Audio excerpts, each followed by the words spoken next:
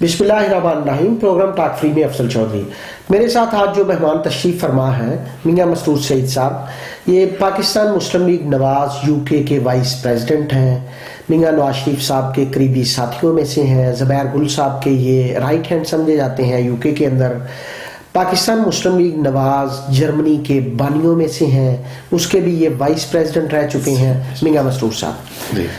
میاں صاحب، وزیر اطلاعات پرویز رشید صاحب کا بیان آیا کہ مدارس کے متعلق کہ مدارس جو ہیں یہ جہالت کی فیکٹریاں ہیں.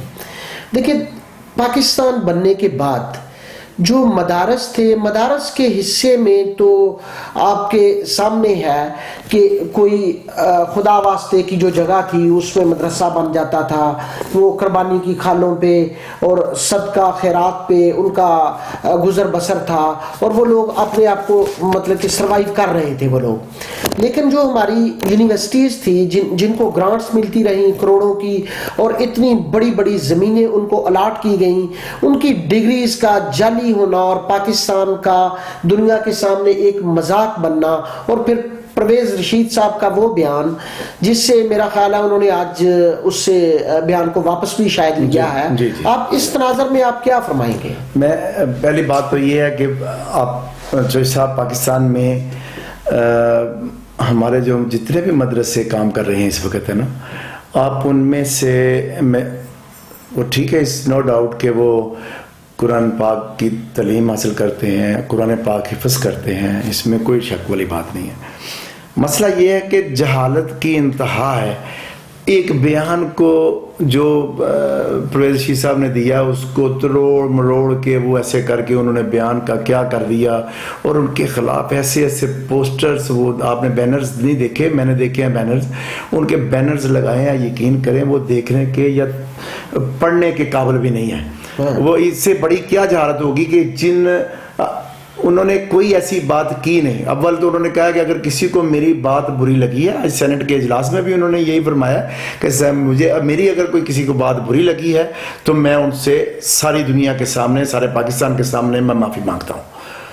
آج ایک اور پروگرام میں نے بھی دیکھا ان کو بیٹھے ہوئے تھے، انہوں نے وہاں پر بھی یہی کہا، بلکہ یہاں تک بھی ہوا ہے آج ان کے ساتھ ایک شریف آدمی جب قابو آ جائے نا ہمارے تو ہم اس کو رگڑتے ہیں ہر طرح سے. ہاں، یہ تو علمی ہے پاکستانی قوم کا. کوئی بندہ مکمل تو نہیں ہوتا، لیکن اگر انہوں نے اپنے بیان سے معذرت کر لی ہے، معافی مانگ لی ہے، تو لوگوں کو کنسیڈر کرنا چاہیے. سب سے بڑی پرابلم پتہ ہے کیا ہے ہمارے پاکستان میں؟ کہ کوئی بندہ قابو آنا چاہیے، اور پھر اس کو کیسے، اس کی مثال میں دینے لگا ہوں. اب یہاں تک بھی ہوا ہے کہ پرویز رشید صاحب سے باقاعدہ طور پہ حامد میر صاحب نے ٹی وی کے اوپر بیٹھ کے پوچھا ہے کہ آپ کے بارے میں یہ کہا گیا کہ آپ احمدی ہیں، مرزئی ہیں، ٹھیک ہے جی، کیا آپ اس کا کیا جواب دیتے ہیں؟ کہتے ہیں جی میں، انہوں نے صاحب جواب دیا، انہوں نے کہا جی نبی کریم صلی اللہ علیہ وسلم ہے نا جی، وہ آخری نبی ہیں، ان کے بعد نہ کوئی نبی آیا تو نہ ہی آئے گا. یہ میرا ایمان ہے اور پکا ایمان ہے. اس سے کیا ثابت، آپ اس سے کیا لیں گے؟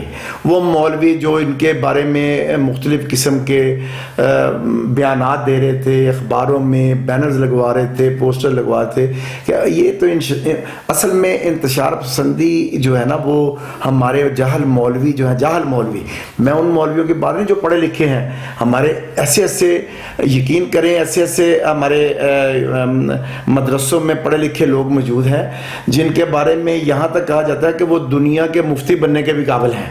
لیکن پرابلم یہ ہے کہ وہ کبھی بھی کوئی اپنا فتویٰ نہیں جاری کرتے. فتویٰ وہ جاری کرتے ہیں جن کو اپنے آپ کو خود علم نہیں ہوتا، اور وہ فتویٰ جاری کر دیتے ہیں پکڑ کے. نہیں، مدینہ یونیورسٹی کے اندر پاکستان کے بہت سارے عالم ہیں جی، بے صاحب عالم ہیں جی، بے صاحب، اور دنیا کے اندر پاکستانی جو اسلامک اسکالر ہیں ان کو کنسیڈر کیا جاتا ہے، اور یہ انہی مدرسوں کے پڑھے ہوئے ہیں. لیکن پرویز رشید صاحب کا معافی مانگنا یہ تو خیر خوش آئند ہے. اچھا، پرویز رشید صاحب کا ایک اور دیکھیں، وہ بڑا پولائٹ آدمی ہے. پرویز رشید صاحب بڑے پولائٹ ہیں. ان کو میں نے دیکھا ہے، میں نے ان کے ساتھ وقت گزارا ہے، میں ان کو کوئی برا کہتا بھی تھا وہ بڑے پیار سے کہتے تھے، یار میں تیرا کیوں بگاڑیا، میں داستے دے کم از کم یار، میں تیرے نہ کی کیتا ہے, میں تو کوئی بدلہ نہیں لینا. میں تو اس نے آج صاف بلکہ واضح طور پہ کہا, میں نے کہا میں نے کسی سے کوئی بدلہ نہیں لینا بھائی. انہوں نے جو کچھ کیا ہے انہوں نے ان کی اپنی ہے, وہ کرتے رہے جو دل ان کا کرتے رہے. اصل میں پرابلم یہی ہے کہ جہالت, جب تک یہ جہالت ختم نہیں ہوتی پاکستان میں, آپ یقین کریں ہم ترقی کی طرف نہیں جا سکتے. مصیبت خانہ یہ ہے کہ ہمارے اندر سے ایسے ایسے لوگ اٹھ پڑتے ہیں جن کو یہ بھی نہیں پتا ہوتا کہ اس نے پراپر بات کیا اس بندے نے, اس کے بارے میں آگے ہم کیسے چلیں گے. وہ صرف انتظار میں ہوتے ہیں کہ ملک کو کیسے نقصان پہنچانا ہے, پاکستان کا ہم نے کیسے نقصان پہنچانا ہے, اور اس بندے کو کیسے نقصان پہنچانا ہے جس نے یہ اتنی سی بات کر دی ہے. اچھا میاں صاحب, آپ نے ماشاءاللہ بہت اپنی لائف کا بہت سارا حصہ آپ نے فارن کنٹریز کے اندر گزارا. اعتزاز احسن صاحب کا بیان سامنے آیا کہ یہ جو ایگزیکٹ سکینڈل آیا سامنے آیا ہے, اس کی وجہ سے پاکستان کی بڑی بدنامی ہوئی ہے بین الاقوامی سطح پر. کیا آپ سمجھتے ہیں کہ بین الاقوامی سطح پر انڈیا کے جو دنیا کے بہت بڑے چیٹر ہیں اور چیٹنگ کرتے ہیں اور اپنی چیٹنگ کسی کے سامنے بھی نہیں آنے دیتے, بین الاقوامی طور پر, بین الاقوامی سطح پر آپ کنٹری بائی کنٹری آپ سروے کر کے دیکھ لیں, دنیا کی جتنی جیلیں ہیں پاکستانی وہاں لڑائی جھگڑے کے کیسوں کے اندر اریسٹ ہیں, پاکستانی وہاں منشیات کے کیسز میں ہے, اور بنگالی لوگ لڑائی جھگڑے کے کیسز میں ہیں, لیکن انڈین 100% چیٹنگ کے کیسز میں اریسٹ ہیں جیلوں کے اندر. آپ سروے کر کے دیکھ لیں. لیکن انڈیا کا میڈیا, انڈیا کے نام نہاد سیاستدان, انڈیا کے جتنے بھی نام نہاد ان کے پنڈت دیکھ لیں, وہ اپنے ملک کی بدنامی نہیں کم از کم کرتے. لیکن ہمارے سیاستدان سے لے کر ہمارے میڈیا پر ہمارے مذہبی پنڈت یہ پاکستان کی بدنامی کا کوئی موقع جانے ہی نہیں دیتے. میں یہاں پر اعتزاز احسن صاحب کی باتوں کا نا, ان کا میں اب وہ عمر کے اس حصے میں ہے کہ وہ جب بات کر رہے ہوتے ہیں ان کو نہیں پتا ہوتا کہ کیا بات کر رہے ہیں. پڑھے لکھے آدمی ہیں, بیرسٹر ہیں, سارا کچھ ہے, اتنا کچھ ہونے کے باوجود ان کو نہیں پتا ہوتا کہ وہ کیا بات کر رہے ہیں. چوائس صاحب بات یہ ہے کہ آپ دیکھیں کہ ہم نے اپنے ملک کے لیے, یہی اعتزاز صاحب تھے جو بڑے, آپ کو یاد ہوگا بے نظیر صاحبہ کے دور میں انہوں نے جا کے وہ خالصتان کی جو تحریک چل رہی تھی ہماری, سوری ٹو سے مجھے کہنا پڑے گا, میں اب یاد دلاؤں گا کہ یہ سارے پاکستان کے لوئل کم ہیں, انڈیا کے لوئل زیادہ ہیں. ان میں لائلٹی جو انڈیا کی ہے نا وہ زیادہ پائی جاتی ہے. آپ نوٹ کر کے دیکھیں, کبھی بھی کوئی پاکستان میں کوئی چیز ہوتی ہے تو ایک منٹ نہیں لگاتے انڈیا کی مثال دے دیتے ہیں, کبھی اور کسی کی مثال نہیں دیں گے, اعتزاز احسن صاحب کی مثال دے لیں. اب انہوں نے جو بات کی ہے غلط کی ہے. اعتزاز احسن کو کوئی حق نہیں بنتا کہ ایسی باتیں کریں اور اپنے ملک کو بدنام کریں. رہی بات ہمارے میڈیا کی, ہمارے میڈیا میں, الیکٹرانک میڈیا میں, سر آپ یہ دیکھ لیں چوئی صاحب, پاکستان میں ایک بچی کا ریپ ہوتا ہے تو ہم پوری دنیا کے 200 ملک ہیں, 200 ملکوں میں ہر ایک ملک کے ٹی وی پہ چل رہا ہوتا ہے کہ پاکستان میں ایک بچی کا ریپ ہوا. ہم جس ملک میں رہ رہے ہیں ادھر یو کے میں, ادھر ڈیلی بیسس پہ بچیوں کے ریپس ہوتے ہیں, ڈیلی بیسس پہ. اور آپ کورٹ میں جا کے دیکھیں, کسی بھی کورٹ میں چلے جائیں, کورٹ کے اندر لسٹ لگی ہوگی, لسٹ کے اندر 70% کیسز دوسرے ہوتے ہیں, 30% کیسز ریپس کے ہوتے ہیں.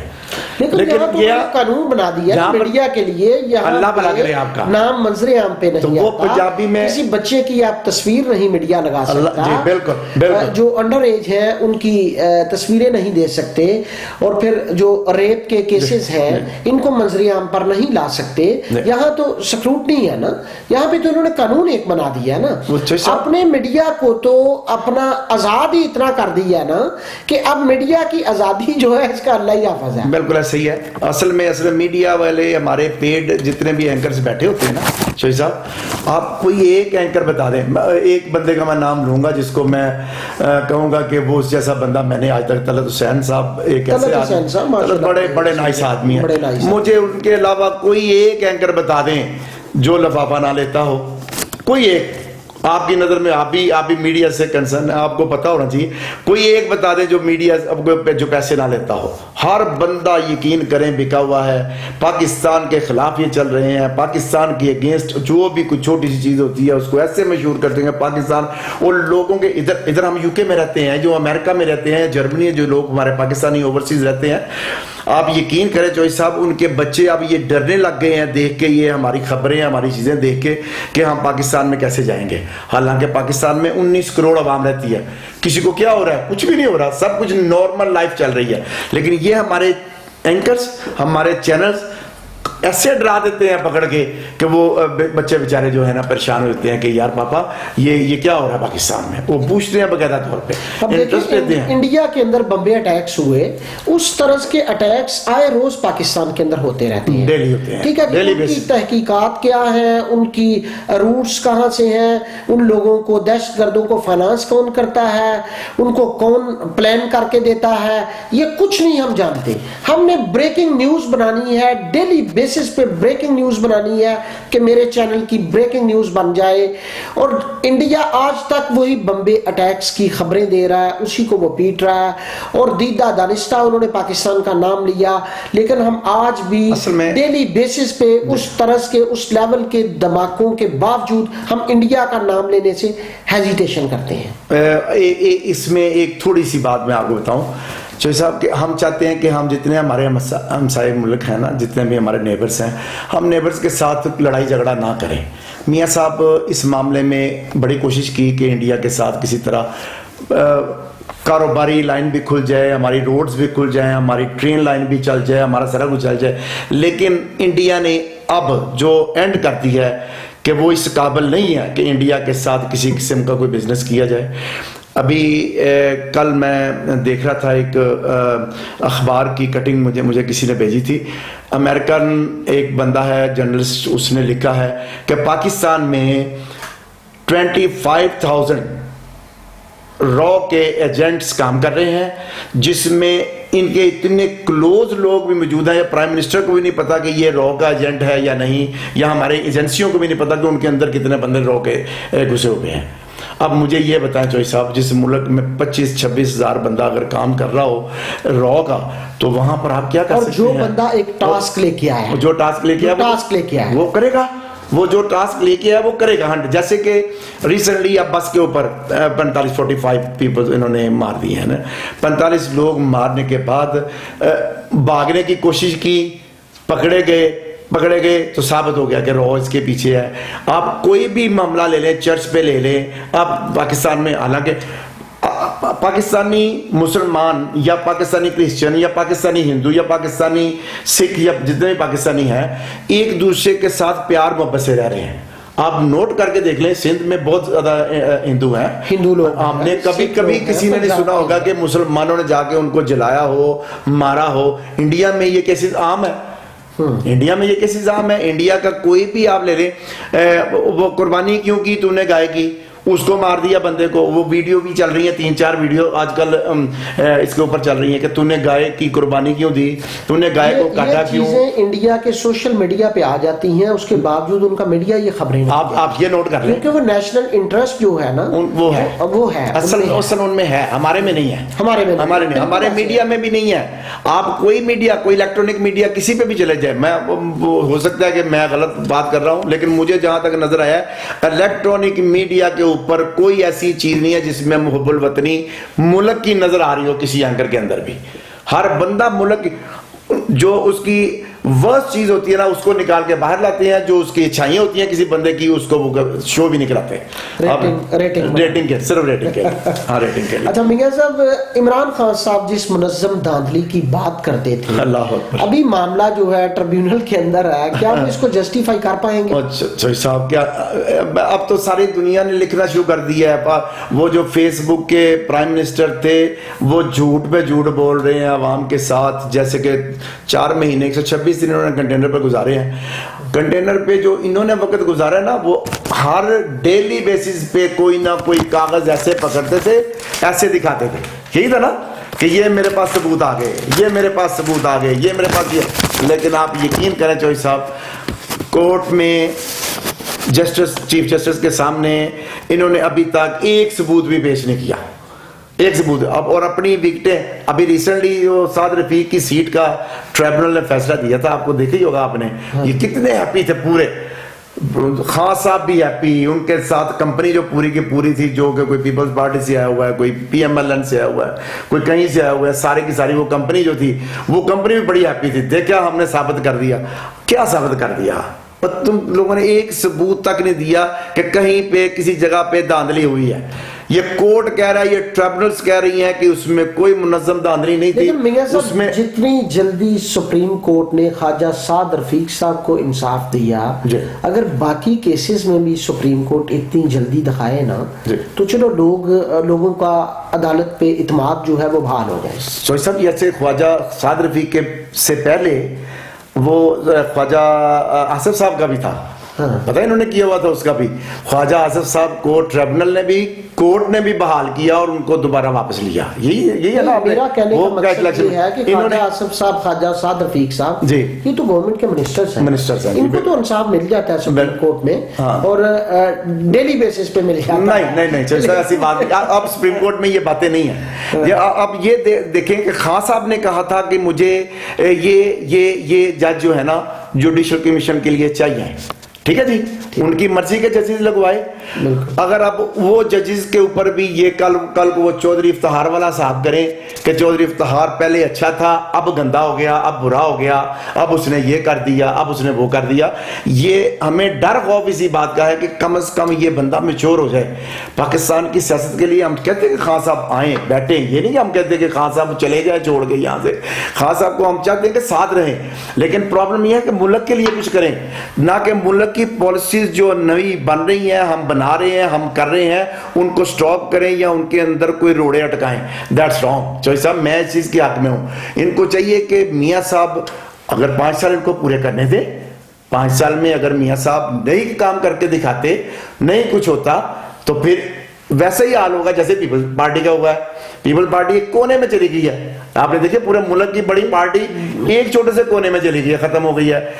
اسی طرح میں چاہتا ہوں کہ خان صاحب کو چاہیے کہ یہ جو پالیسیز ہماری چل رہی ہیں, اصل پرابلم جو مین ہے نا وہ یہی ہے, ان کو پتہ ہے کہ ان کی یہ پالیسیز پر عمل ہو گیا, سوری صاحب ان کی پالیسیز پر عمل ہو گیا, یہ کنٹینیو ہو گئی, یہ سارے کے سارے پروجیکٹ لگنے شروع ہو گئے, لگ گئے, تو میں ساری زندگی پرائم منسٹر نہیں بن سکتا. And this is true, 100% true, کہ ان کی باری کبھی نہیں آئے گی. پھر شاید دوسرے جنم میں شاید آ جائے, اگر یہ انڈیا میں جا کے پیدا ہو جائیں, شاید ادھر کہیں آ جائے, ادھر نہیں آئے گی. یہ میں گارنٹی کے ساتھ آپ کو کہہ سکتا ہوں کہ ادھر نہیں ان کی یہ باری آئے گی, کیونکہ میاں صاحب اپنی پارٹی کے ساتھ بڑے پرامید نظر آ رہے ہیں. اچھا میاں صاحب, کو پاکستان کا کوئی ایسا الیکشن ہوا ہو جس کے اوپر دھاندلی کا الزام نہ لگا ہو؟ کیا یہ دھاندلی کا الزام اب تھوڑا سا روایتی نہیں لگنے لگا؟ یہ تو روایتی سا ہو گیا دھاندلی کا. 71 سے ادھر سے شروع ہو جاتے ہیں نا, 71 سے شروع ہو جاتے ہیں. ایک بھٹو کا الیکشن ہوا تھا جس میں آواز لوگوں کی چلی, ایک کونے سے لے کے دوسرے کونے پر تک چلی, لیکن وہاں بھی آپ دیکھیں جب فاطمہ جناح کا جس لئے الیکشن ہوا, ادھر بھی دھاندلی کروائی گئی باقاعدہ طور پہ. جب ایوب خان کا, اس وقت بھی لوگوں نے کہا دھاندلی ہویا نا.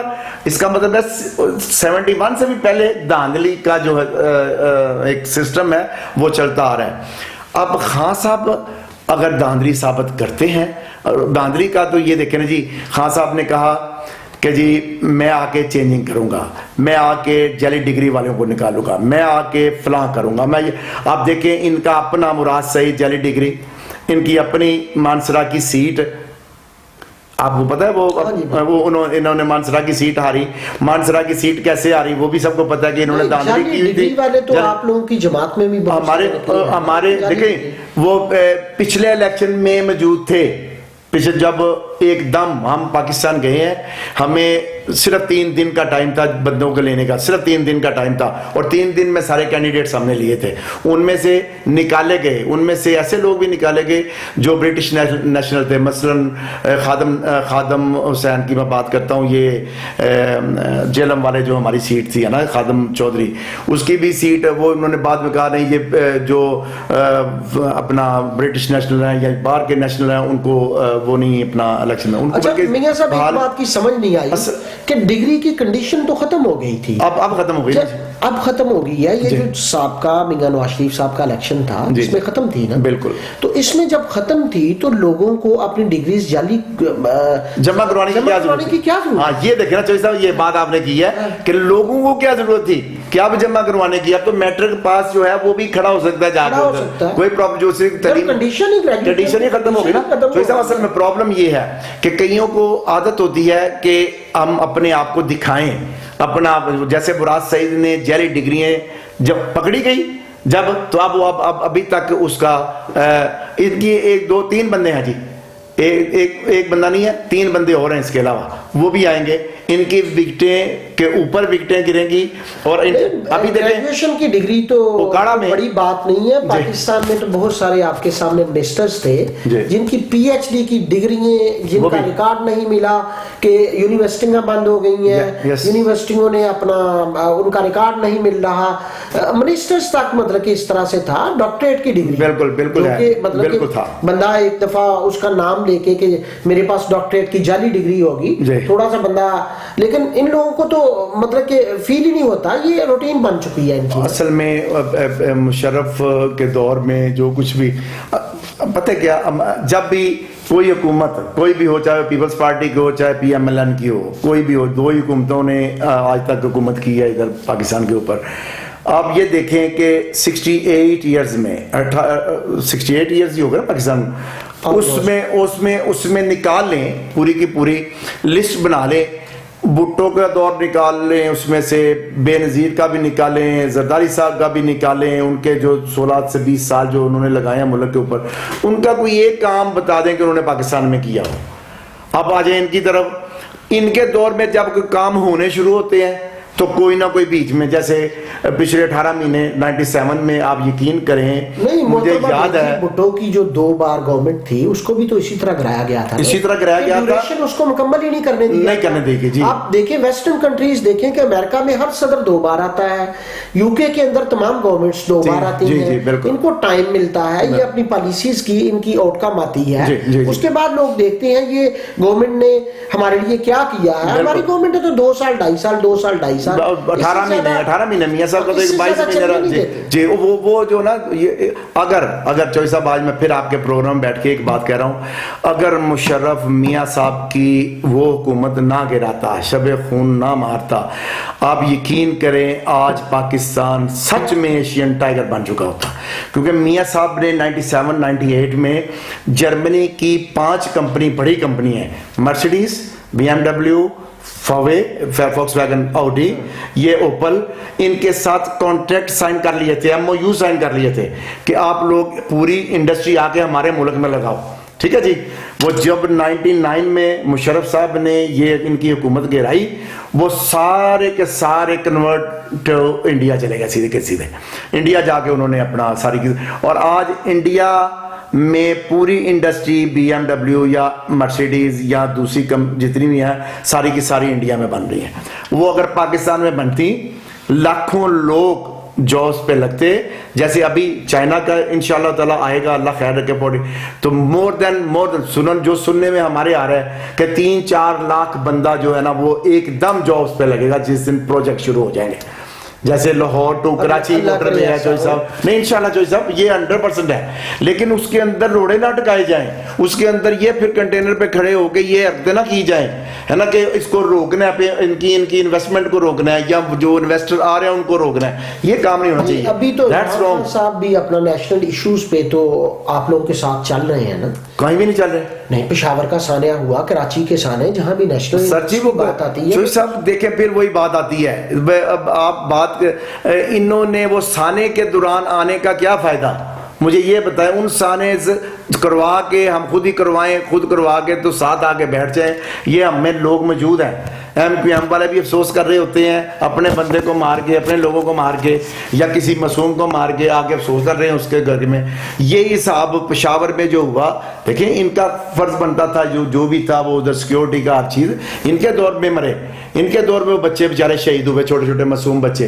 ان کے دور میں 460 طالبان جیل سے چھوٹے, ان کے دور میں انہوں نے وہ باقاعدہ طور سے جو سننے میں آئی ہے, ہمارے سننے میں آتی ہے, پتہ نہیں, اللہ عالم, اللہ ہی بہتر جانتے ہیں جھوٹ ہے یا سچ ہے, لیکن ان کے دور میں سنا ہے انہوں نے طالبان کے ساتھ باقاعدہ طور پہ کانٹیکٹ کیا ہوا تھا کہ ہمیں KPK میں جتا دو, ہے نا, ہمیں KPK میں جتا دو, ہم تمہارے وہ 460 بندے جو ہے نا وہ چھوڑ دیں گے, آگے لے جانا. انہوں نے کیا اپنا, اور طالبان کے آفیسز کھولنے کے لیے کون زور لگاتا رہا ہے؟ خان صاحب بار بار کہتے تھے ان کے آفیسز ہونے چاہیے, ان کے آفس وغیرہ بناؤ, ان کے ساتھ بیٹھو, ان کے ساتھ ٹیبل ٹاک کرو, ان کے ساتھ. کیوں؟ ایک بندہ پتہ ہے مجھے چوہی صاحب کہ میرے بچوں کو مارتا ہے, معصوم بچوں کو مارتا ہے, میں اس کے ساتھ ٹیبل ٹاک کیوں کروں؟ نہیں, وہ خان صاحب اکیلے تو نہیں, اپنا مولانا فضل الرحمان صاحب کہہ رہے تھے, لیکن مولانا فضل الرحمان صاحب تو میاں نواز شریف کے ساتھ ہی. نہیں, مولانا فضل الرحمان صاحب نے یہ نہیں کہا کہ ان کے آفیسز بنائیں, ایک دفعہ بھی نہیں کہا. انہوں نے کہا ان کے ساتھ بات کر کے آخری دفعہ دیکھ لیں.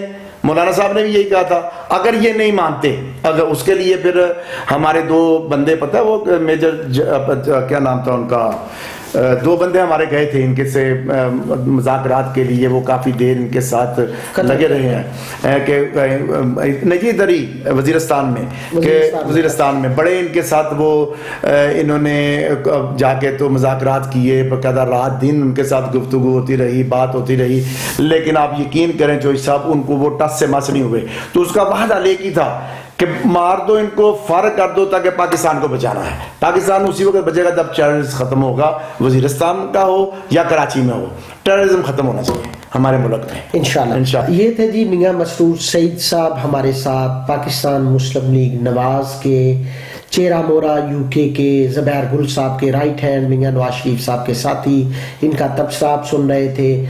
پروگرام ٹاک فری میں افضل چودھری کو اجازت دیں.